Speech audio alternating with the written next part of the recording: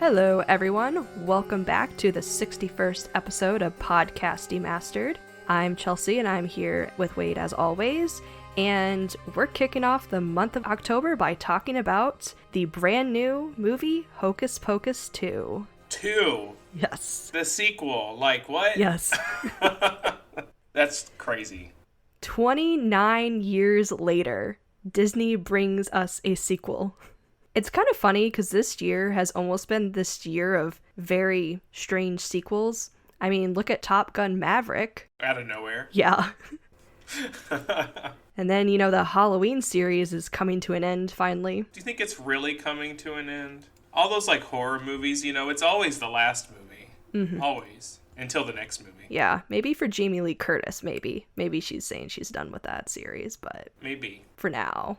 But, yes, Hocus Pocus 2. That's what we're actually going to be talking about today. Let's just throw ourselves into it. Chelsea, what were your very first thoughts, on the sequel? You finished it, it's done. What did you think? I thought it was fine. Okay. One thing that really stuck out to me was the opening sequence of that. Those, young girls that played the Sanderson sisters, they studied hard for those roles. They were perfect. They were everything. Yes. When the movie came on and that scene came out, I was just, so in awe and also just smiling at it was just fantastic. It really was. Seeing, young Winifred just do her thing, but, as a little girl was just absolutely ridiculous. Yes. She had all the sass, all the movements, the body language was just perfect. Yeah. And then I was like, oh, okay, we're done. We're going to go back to the present. But I was like, oh, I enjoyed it while we were there in the past for that flashback. That was great. Mm-hmm. I've almost thought we would get another flashback at some point, and we didn't. But that was okay, because that was a really good, it was world building, it was character developing, it was also just a lot of immediate, nostalgia, kind of. It was all right there, boom. Let's get this movie going. Yes. Yeah, so those are kind of my first impressions. What were yours? So I really liked it. For me, I didn't need this movie to be anything, revolutionary. To me, it was a throwback. It was literally just there for nostalgia's sake, to celebrate the nostalgia. And, this millennial love that we have of this movie. And it did it. And that's all I needed, and I had a great time.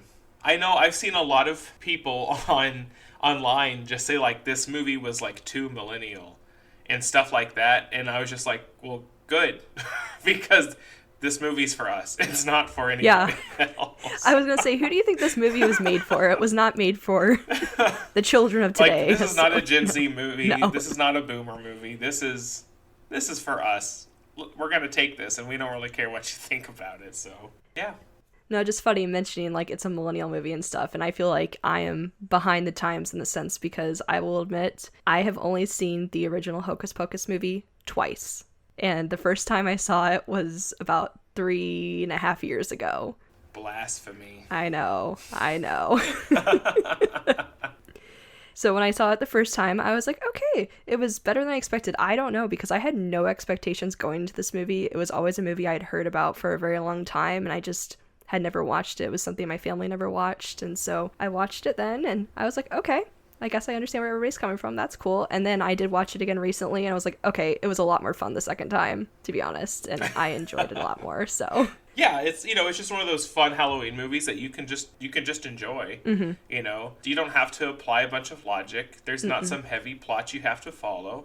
You just follow the sisters around, and it's just iconic scene after iconic scene, and some 90s throwbacks here and there, and there we are.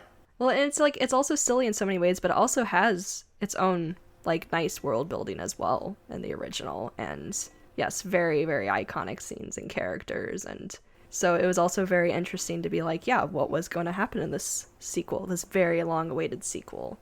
But kind of throwing to, saying, it's a millennial movie and stuff, what do you think makes the original so iconic and something that people have just been dying for the sequel?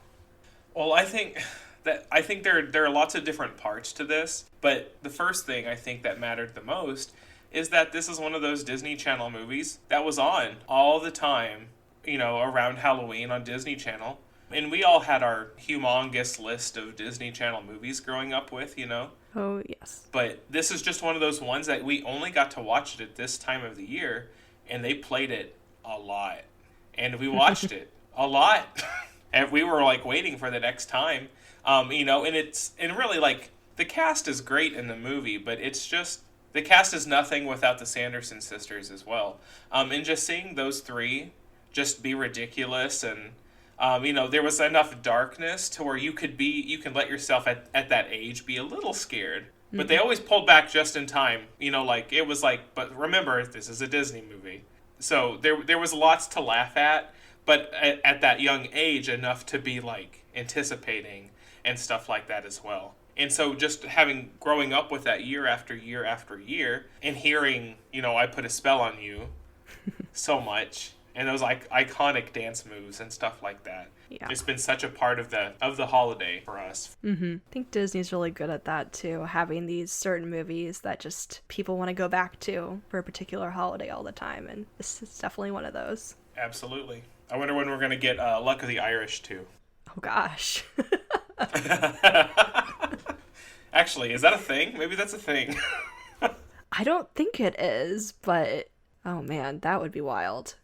There are some interesting, specifically DCOM movies that would have very wild sequels, and, that might be a tease for another time. We'll eventually dive into all those DCOM movies.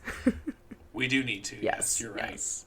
So, with the original Hocus Pocus film, now, it did have such an iconic director, with it being Kenny Ortega, who anybody who is a fan of anything Disney will also be very familiar with many of the films he has worked on, specifically certain DCOMs from High School Musical to The Descendants and quite a few things in between. But it was a little sad that he did not return for the sequel. But we did get an interesting director for this one, Anne Fletcher, and some of the things that I recognize that she has directed have included The Proposal. Interesting. Okay. And then a couple episodes of different TV shows. Oh, and 27 Dresses. That was the other movie. Yeah. Yep. And so I was like, okay, there's some comedy elements there, stuff that it was just like, okay. I don't know her particular style or anything, so it wasn't anything that I was looking out for in the movie, but I thought that was interesting. A little tidbit there. And I guess she was supposed to be directing the Enchanted sequel. Like originally she was going to, but she's been replaced on that. So, there's that. Interesting. Well, maybe we should dive in a little bit more into actually the Hocus Pocus 2 story and more of our thoughts on it. Yes, and probably obviously covering some spoilers. So, if you don't want to be spoiled, you should head over to Disney Plus right now and watch Hocus Pocus 2 and then come back for the rest of our episode. And we would be very curious to hear your thoughts on this movie as well. So, here we go. Yep. Spoiler time. Yes, spoiler time. All right, so the movie begins, we get this nice throwback, seeing the girls as kids. And basically, it's just a nice little origin story showing how the sisters get their powers, but also, like, the relationship that the sisters share. Mm-hmm. And stuff. And if there's a few plot details sprinkled in there to remember for later. But that's mostly what they wanted to show. Here are the powers, here's how they got them, let's move on. And then it's into whole brand new present day time where we're meeting some new characters. These are not the characters that were in the first one. It's a whole new set of teenagers. And I think it's a very interesting story with these teens. So you meet the first, our main character, who's Becca, and she happens to be celebrating a very special 16th birthday. And apparently her and her friends, her two friends, Izzy and Cassie, every year on her birthday, they like to go perform a ritual in the woods, hoping to conjure up some type of magical thing. But as we learn that one of their friends, Cassie, is no longer associating herself with them because, she has a boyfriend now who's popular. So there's that drama added in the mix. Mm-hmm. So she doesn't hang out with her friends anymore because she's always with boyfriend's friends. Yep. So then it's just Becca and Izzy, and there's, of course, so the Sanderson sister house has now been turned into yet another spectacle. Basically kind of almost like a magician shop / witches store / just fan souvenirs about Salem and the Sanderson sisters. And so the shop owner gives them a candle and says, "This will be something you can use for your ritual this evening." And lo and behold, That candle, of course, turns out to be the black flame candle from the first movie. uh-huh. Just, recreated via the wax into a new candle. Which, I'll be honest, it caught me off guard a little bit. Because he has a candle in the shop that, through his presentations about the Sanderson sisters, he's like, this is the candle. See how it's like completely melted away because 29 years passed, when the first movie took place, that candle went out because the Sanderson sisters died again. So he's like, they can't come back, it's okay. But he tricks the girls into lighting the candle in the woods where they do their little thing, and that brings them back. Yep, which is... I honestly loved that introduction, though, when they're talking and they're like, oh my gosh, it's actually the Sanderson sisters. And then the two girls are kind of like, we're not teens. We're really... we're 40. We're really 40. Yes. And they're just like, okay, we believe you. And I was like, that was honestly a joke that I was kind of waiting for in these movies, to be like, for the kids to be like, no, why do you think we're like teenagers? No, we're adults. Because, the legend of the Sanderson sisters is so strong. Mm-hmm. This time, Salem, they grow up knowing exactly, what happened, even on that night of the night that the first movie took place. Those events are common knowledge. Mm-hmm. To the citizens of Salem, so they know that the Sanderson sisters came back. It's so wild to think that. Which is just crazy, because even then, the Sanderson sisters are basically still worshipped in Salem, right? Mm-hmm. They still are loved and iconic, and it just blows my mind considering they're real witches who did try evil. To eat all the children. But maybe that's supposed to be a reflection on us as the millennials who are like, yeah, we know these witches are evil and they're eating children, but we love them. Yeah. And they're our idols. Maybe that's on us. Maybe we did that. Yep, the movie does definitely play into that and being like, you are worshipped as idols. I was like, oh boy. For real, yeah. You see trick-or-treaters dressed as the Sanderson sisters. Mm-hmm. You see high schoolers running around. There was even a costume contest at the festival in the movie where, bunches of groups of people are dressed as the Sanderson sisters. Mm-hmm. An excellent group of drag queens doing it. Yes. Fantastic. That was great. Right? And then you have the two girls, then they were like, oh yeah, no, we're really old, but we look young. And I was like, oh, I know where this is headed. And then it was like, you want to look young too? Let's go to the beauty section. They convinced the Sanderson sisters that the potions that they would need, to devour the children's souls to stay young. The potions have been put into lotions, and they use the lotions. Regular people use lotions now, complete with children's souls, of course, to stay young. So Becca and Izzy take the girls to Walgreens. Big product placement there. Lots of advertising for Walgreens. Huge. Yes. I'm sure they got some money out of that. Oh yes, just a little. But that scene inside the store. Oh my gosh. At first I was like, are we really starting the movie like this? Are we really removing the threat of the Sanderson sisters so fast so we can go make fun of them in a Walgreens? The answer is yes. Mm-hmm. However, that doesn't last very long. No.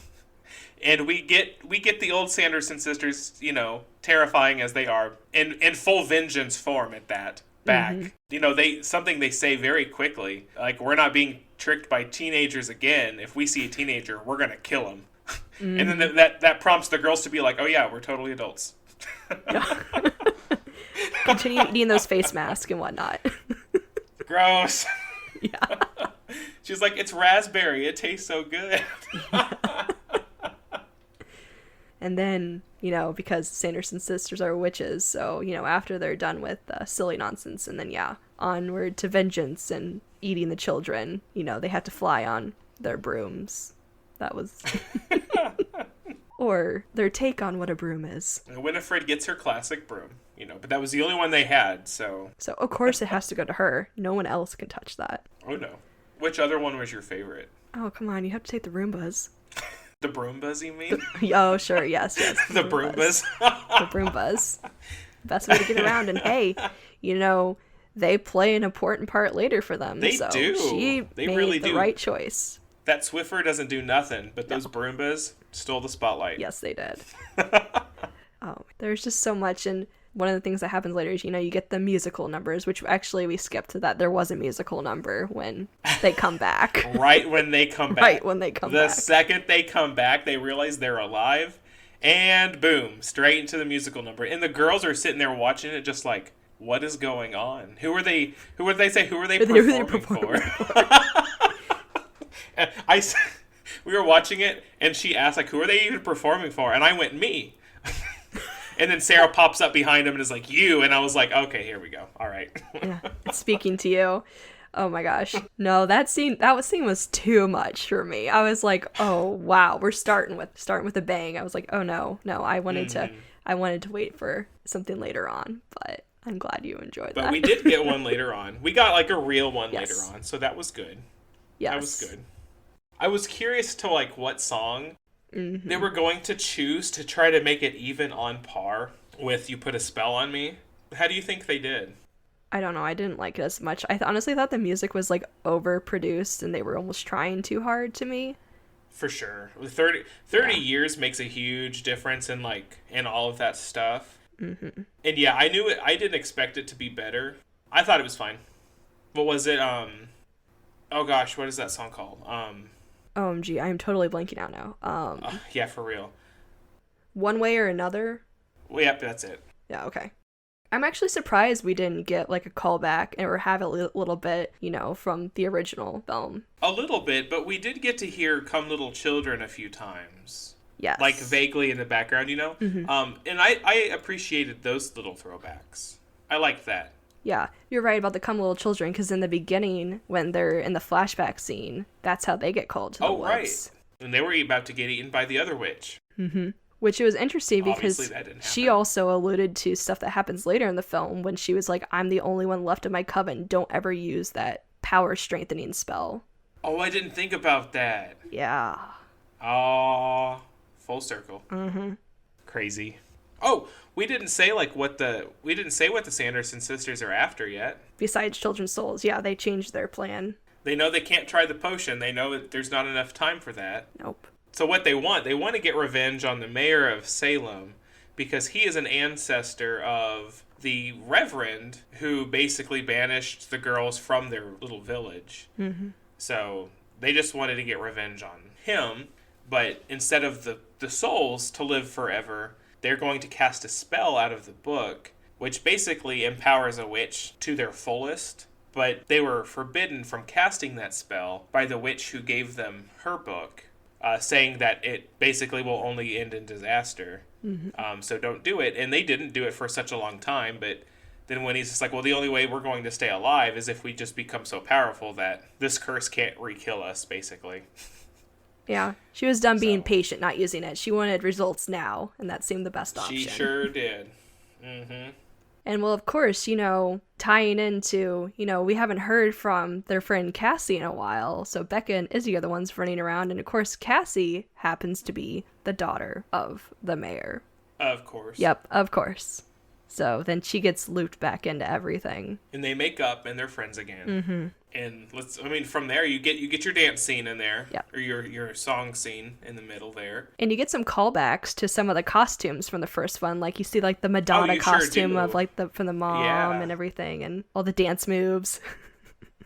I love whenever they sick the town out to find the mayor, right?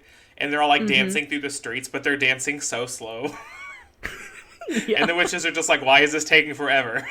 Yeah, they're like, we'll do it ourselves. But then eventually the crowd does catch up with the mayor. Mm-hmm. And the spell just kind of breaks. And they're just like, what are we doing? Okay, bye. The mayor just wants that apple. He wanted his caramel apple, man. Yeah. And then, sadly... He had to go to Walgreens to get some awful one. Yeah, get some discount nonsense. And I love the guy who plays the mayor. Mm-hmm. I only know him as Buster from Arrested Development. He's done a bunch of other stuff. Oh, yeah. But that's how I know him. So it made me happy. So we got our callbacks in this movie. We got some music, and then, of course, do the witches. Okay, the ending is pretty interesting, I think, with this movie. Because, I mean, it made sense where it was going and eventually watching it, but I had no idea what they were going to do with the sequel, how they were going to end or, continue or whatnot with the Sanderson sisters. And so I'm like, okay, no, it makes sense. And it was like, also, I thought this movie tonally was a lot more serious than the original. Not that there wasn't comedic I kind of elements felt in that this. too, yeah. So then I was like, okay, because the whole reason. So I don't know. Let's go to the ending. So like with the Sanderson sisters, you see them in the beginning with the flashback and just showing more about how the sisters have always stuck together. They're the only ones who ever looked out for each other. And so at the end, the Sanderson sisters actually do successfully complete the spell. And then it ends with, the warning in the beginning about how you're sacrificing something important to you. And for Winifred, she didn't realize. She thought it was just sacrificing, because we get our fun zombie back in this one. Billy? Yep.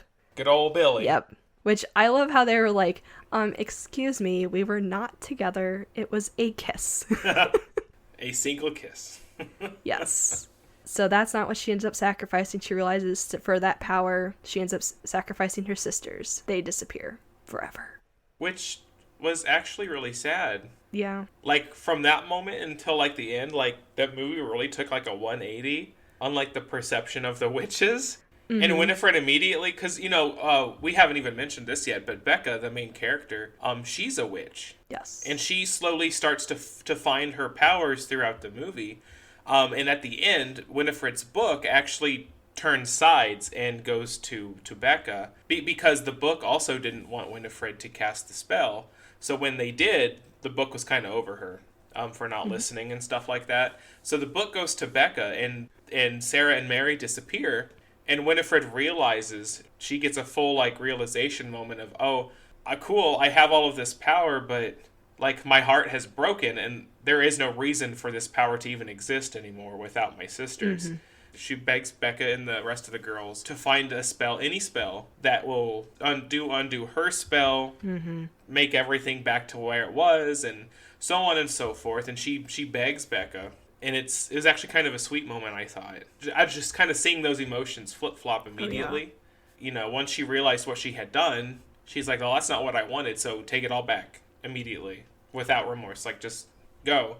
And then they cast the spell, and they don't bring the other two sisters back. They send Winifred back to them, to the afterlife. And I thought it was so interesting, because it was like, yeah, I'm like, oh, there actually is like more to Winifred. They're showing that, she just doesn't have her sisters along just as lackeys for the sake of it. She actually truly cares for them. And that's what really mattered to her in the end. Yeah, I agree. Yeah, it was a really sweet moment, and just, I'm like, okay, so that's interesting. There's more to them, and I'm glad. And it's funny, because I was like, I normally don't cheer for them that much, but, I'm glad they got a happy ending in the sense. They got to be together. Like, they lost, but they also got a happy ending. Yeah. Well, and I love the scenes just shortly before that, as they're, like, completing the spell, and the other two sisters, they also start to get powers. Like, they can do the exact same things that Winifred can do, like, without Winifred.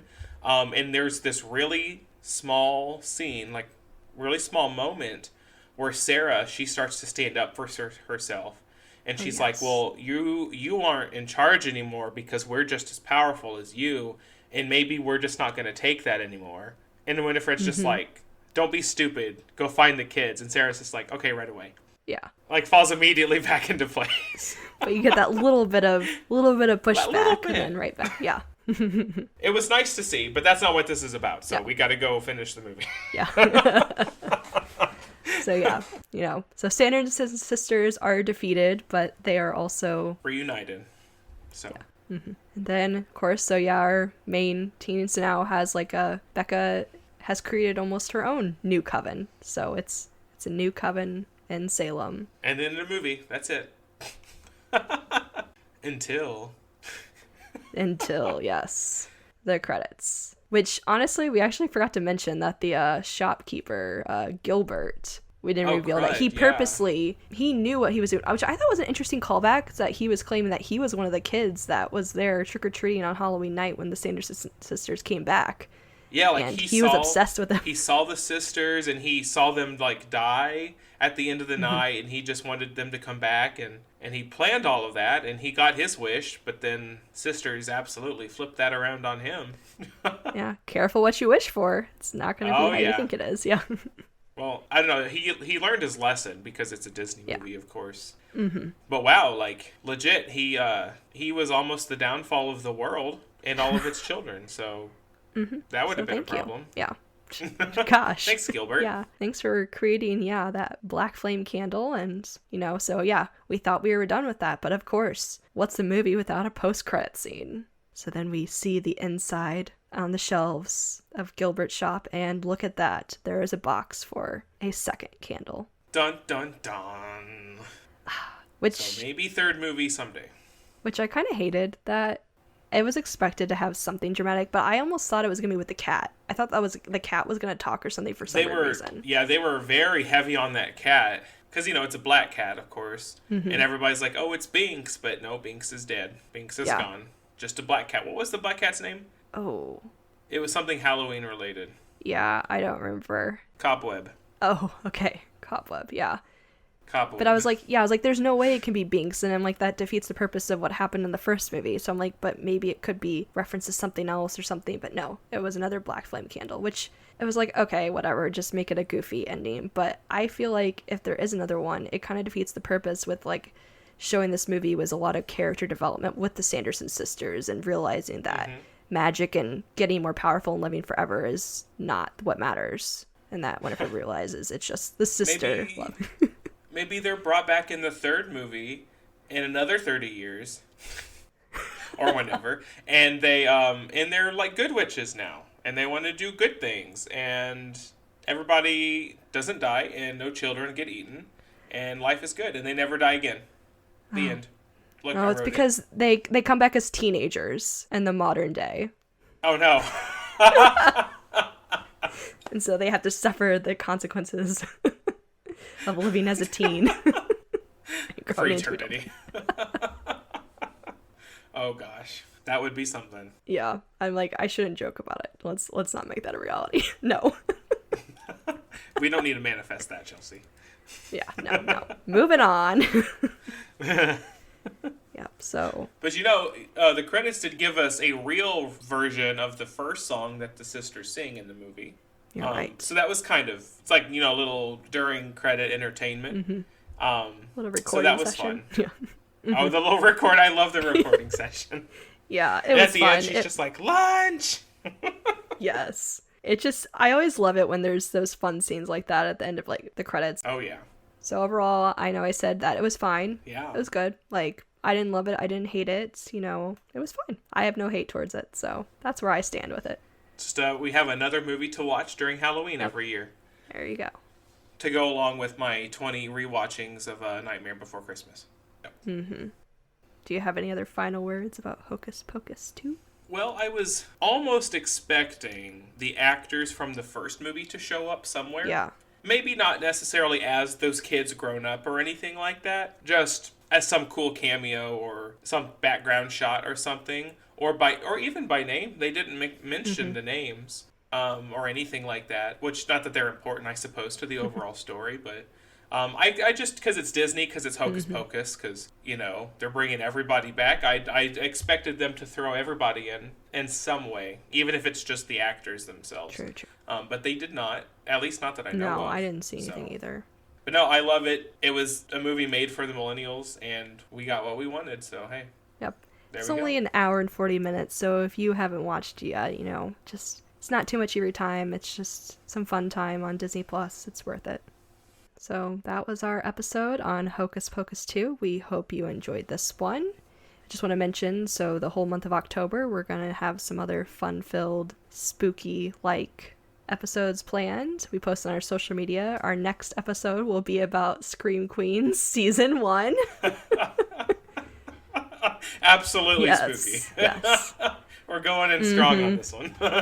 And then we're going to end this month with a special early release on Monday, because that is Halloween. We will be discussing the Hitchcock film Rear Window. So if those interest you, we hope that you will be on the lookout for those episodes. And as always, we just ask to follow or subscribe wherever you listen to this podcast so you don't miss out on our next episode. You can also follow us on our social media at Facebook, Twitter, and Instagram at PodDemastered. And we're also on YouTube, so if you like to listen to episodes there or know somebody who likes to listen to them there, check them out. And we'll also be posting more video content out there. We already have an episode where we do gameplay for, you know, the one game we've talked about quite a few times, Disney Dreamlight Valley. So be sure to subscribe to us there. And as always, thank you so much for listening to this episode, and we hope you tune in to the next one. See ya.